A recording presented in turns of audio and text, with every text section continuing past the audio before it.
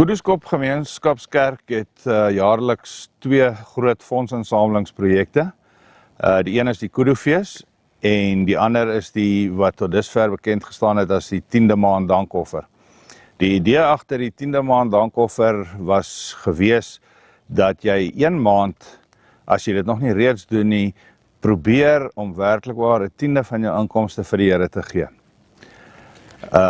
Dit is gewoonlik geloods ook in Oktober maand, om ook saam te val met die insameling van die oeste.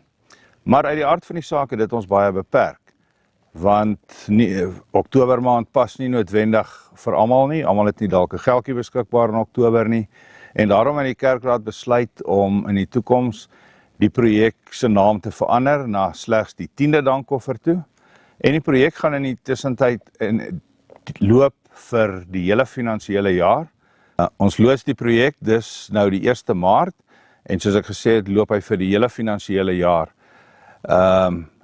So besluit self vir jouself, watter maand is dit vir jou geleë om 'n 10de van jou inkomste af te staan as 'n dankoffer aan die Here. Jy kan verskillende maande kan jy inbetalings maak.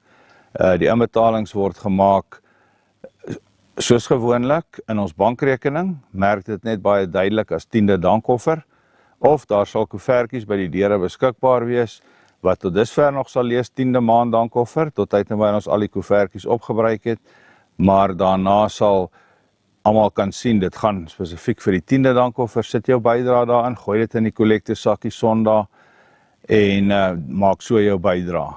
Ons sal julle ook reg deur die loop van die jaar op hoogte hou met die vordering van die projek.